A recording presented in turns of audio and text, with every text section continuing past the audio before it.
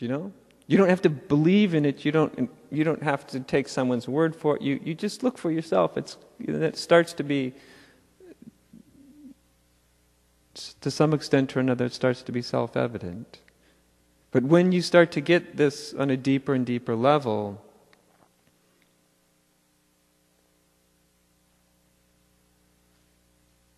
you stop making the choice to engage that which is always wanting.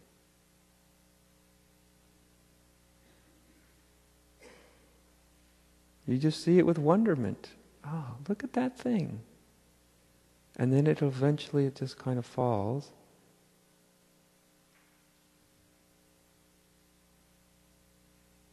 And you let yourself experience what's it like when it falls.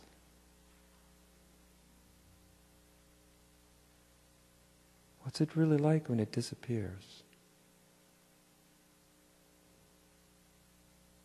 It may begin at the beginning it may seem, maybe somewhat comforting, but not particularly impressive. Which is another reason why we don't look at it very long, because it's not, we want to be hit with a thunderbolt of, something. But sometimes you got to watch out for those things that don't seem like much.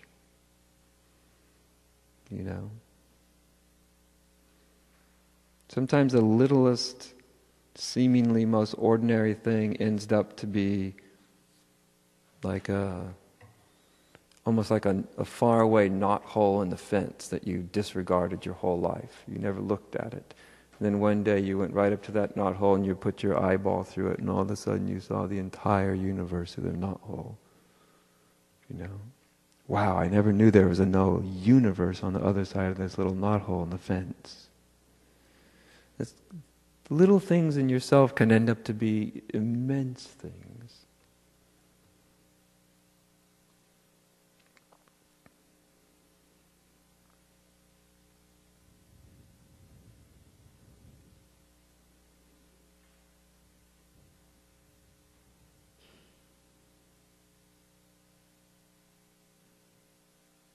And I think one of the most important things about this is when you start to see it, when you start to experience, even in a very subtle, small way, you start to realize, you may start to realize something very beautiful, something very, in a modern vernacular, you could say empowering. You start to realize that those moments then become choices.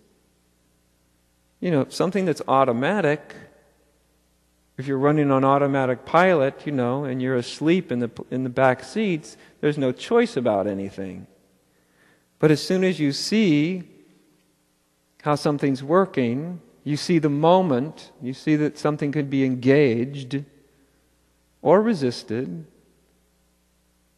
or neither one of those, you start to realize that each moment actually becomes a choice, that you actually have a choice.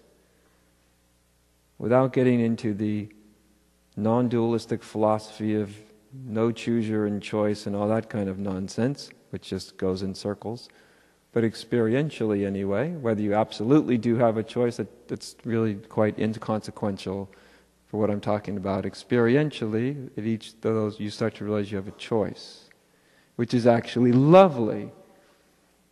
It's nice to know you have a choice.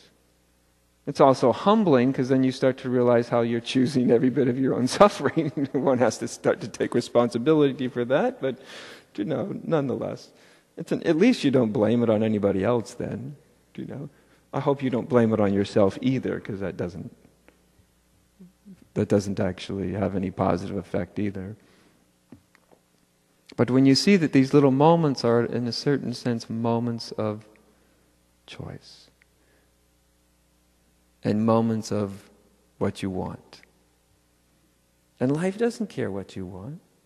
If you want to desire and go through that whole never-ending thing, there's no entity up there that goes, well, you're really bad for doing that, I think I'll punish. It doesn't work that way. You know, it's just that it's unsatisfying, it leaves you wanting more, and that's it.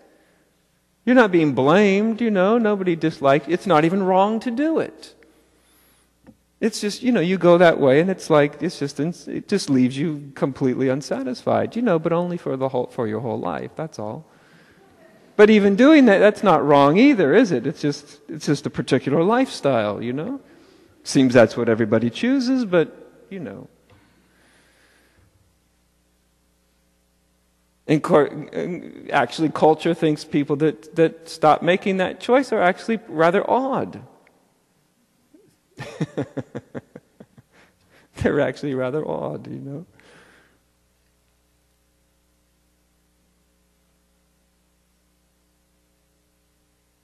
But that moment, those little moments, those are the key to everything.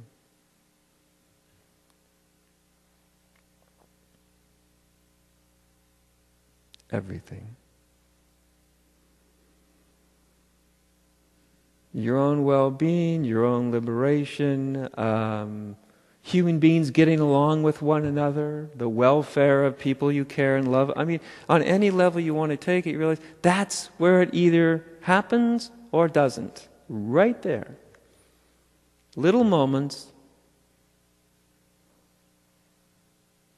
Right at that instant that thing comes up, wants something, insists upon something, and you can't stop that from coming up. You can see if you're going to engage it.